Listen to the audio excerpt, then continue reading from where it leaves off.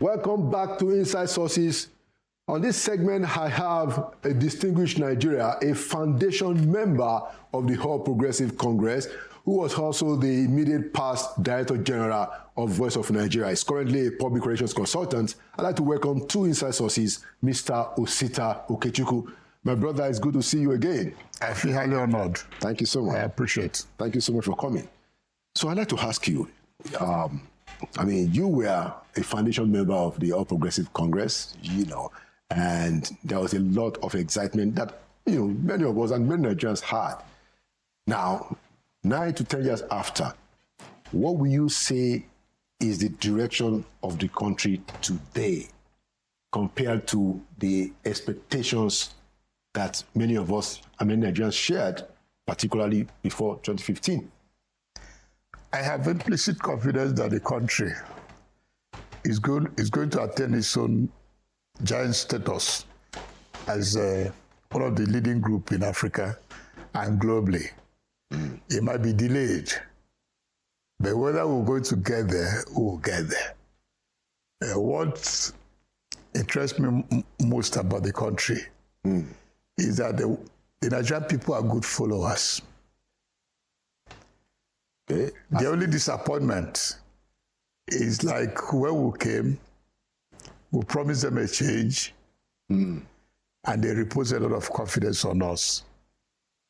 But then, I remember during the major series at Tommy Kimi's house, when we kept on telling them that the depths that the PDP had taken Nigeria to cannot be easily unraveled unless we shut our doors and grow the party with this spirit. I remember when I was discussing with the then chairman of the party, His Excellency John Oyegu. There was an emergency convention, and I was one of those who are drafting the agenda for the convention. This was 2014? No, before, about 2014. Just before the electoral convention? Not before even the primaries. Okay, yeah, that's what I mean, yeah. That was when the 5 governors bolted away from PDP convention. That is His Excellency Rotimi Amechi, Bukola Saraki, His Excellency, and the rest. Plus His Excellency Alhaji Atiku Abubakar and Kwankwaso. Right. So then they scheduled an emergency convention to change our constitution or amend our constitution. Because we had earlier in the merger agreed that for the tendency of the progressive that formed the APC to achieve desired result, we needed to move with this spirit. And to give Nigerians the details of the differential of the progressive and liberal content of rule of law that PDP abused, of free and fair election under the framework that late President Yar'Adua of blessed memory instituted through the Ways reports and the rest. They said, come. The objective is to win this election. We're doing this convention to amend that section that says it will take you about a year if you decamp from the PDP or from any other party for that matter to join the APC. That it take you about a year of membership before you are qualified to run for office under our canopy.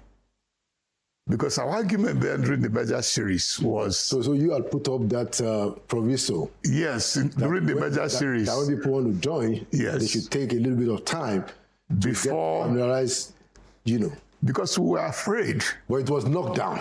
We were afraid then. We knew, for instance, as I said before in a different fora, that when, after the local council elections in 1998, and 3 political parties were registered. We need PDP, its progressive tendency had to be groomed when PDP comes to power. But unluckily, some other tendencies insisted it must be Obasanjo. I remember meeting my lawyer, Ike Ezechukwu, senior advocate of Nigeria. Then it wasn't signed then. I said, I have a case. Okay, who was the lawyer again? Ike Ezechukwu, Okay. senior advocate of Nigeria. I said, I have a matter that I want to be addressed. He said, you are going to be the deponent. I said, yes. He said, what's the matter? I said, Chief Obasanjo, I have a great respect for him as a statesman, but he is not good to midwife this nascent democracy.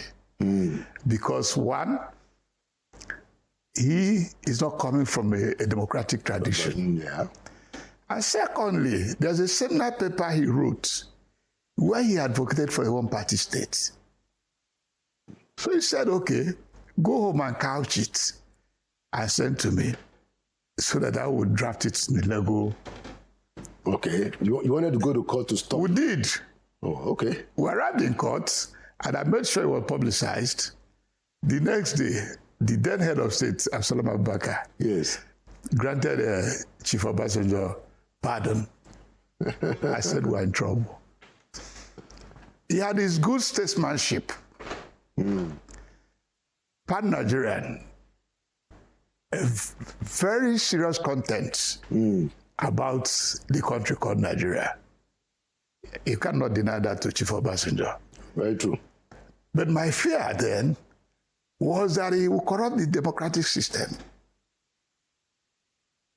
Who showed up later? He certainly did. So while we were planning the merger, don't forget that the merger, we started in 2004. You mean 2000? Oh, well, you've been trying. 2004, yes. After we led by the late Chibokadi of blessed memory, pull out of when he was chucked out as Senate president by Obasanjo. We now said, what do we do next? Luckily for us, one day we heard that General Muhammadu Buhari then had joined the APP. We said, good. If Buhari did not achieve anything, he will achieve the fact that Nigeria won't go a one-party state. So let's move. So some of us followed the Chuba to the APP and joined the Buhari. Subsequently, he was also made his VP. Yeah, for the 2000. And in that 2003 election, presidential election, records are there. Buhari won the majority vote.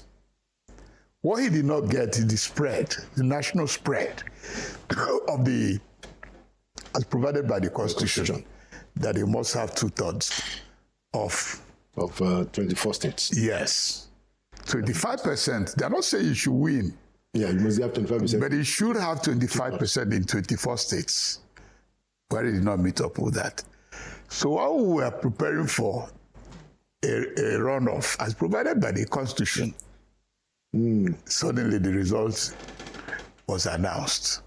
So I told them, you see, while we were in court in tribunal for 18 good months post 2003 presidential election, the worst happened in 2007 presidential election, where my big brother, Professor Iwu, did his own Makosa. Makosa. Luckily. Makosa. No, I was one of the agents in the Presidential Coalition Center. Somewhere there in the central area, there's a house then, an office block owned by Mercedes. That Mercedes sold to INEC as an annex. So that was where the coalition center took place. We didn't finish coalition. You remember Borno and 3 others. And he just walked out and assembled the media and announced the result and left. Interesting. So when we now formed the APC, I brought this idea to bear with others people who believe in what I'm saying, that we should make sure for APC to achieve its intendment, we'll make sure we remain concise. I told them that in political science, they truly don't bother about membership, bother about supporters. And the message, whether you were able to identify the main problem besetting the country, and you offer a solution that if you are voted in, you will administer this accordingly. And if you don't want it to be polluted, close your door. So in that convention I referred to in area 8 there, we quickly amended the constitution that if you enter today, you could run for an election the next day. It was amended. It was amended. Anyway, that's a very good historical context. So that's where we came where we are. That today you could not distinguish the differential between the APC and PDP. Which is a very sad commentary. It is. So that is the outlier. So all the baggages that the PDP had, we inherited it without a blink of an eye. And today, they also, their products are prominent in the modern APC we have. Very true. In certain part of the country, like the Southeast, they are the top guns in APC. They manipulated the party election and imposed it because they don't believe in democracy. Interesting. So the issue that is holding us back is that we are still going to search. In fact, I've done some memo for those who are close to Mr. President. That's President Tinubu. Let's return to the tenets of progressivism. That what we're practicing both in the economic program do not reflect the progressive tendency. Then the issue of taxation, excessive taxation, entered the arena, which is under the progressive formation, and even in the liberal theory. You are advised to live with the people with much of their money, to invest the way they want. They are the better investors for their needs than the state. But if you keep high tariffs, energy tariff, high taxation, where would the people go next? It's going to take up the whole... So that is the danger we will face. So we must return to progressive ideals and the tenets of liberal democracy. Interesting that you raised such very core and very deep issues that could have actually brought a breath of fresh air, but all of that has not happened. I wanted you to comment on what has happened this year. How will you assess the current administration, in terms of two things I wanted to talk about, if you will. The gap between what the people see in terms of suffering, struggle, hardship, and how it is, in my view, that the people don't see any kind of belt tightening on the side of the government, be it at the state level or at the federal level. And then the second thing, which is connected to it, that I wanted to address quickly because of our time, is on the multidimensional poverty that is going on in our country. I think the UN and some government agency actually came up with a report last month that said that we're going to have 30 million more Nigerians who will be food insecure. That means food insecurity in 2025 is going to go up by over 30%. I want you to, comment on these issues. No, to be honest, Shirley, most state governors and federal government are doing their little best. Take, for instance, you talked about food insecurity. One of the reasons why there's food insecurity in the country, the federal government is addressing it by establishing the livestock ministry. I happened to have had a discussion with the Minister of Livestock. Okay. And luckily, he already owns a ranch. He told me any day I'm ready, we'll go to Zaria, he'll show me his own ranch. Because I told him, Forget about this issue of grazing routes or reserves. Yeah, grazing routes, yeah. That there's modern equipment that could install a ranch that contains 10,000 cows.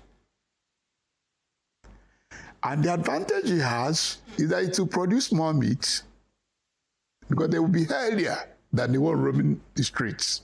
It produces more milk. And I'm happy that the Minister Mahdi is thinking along that time.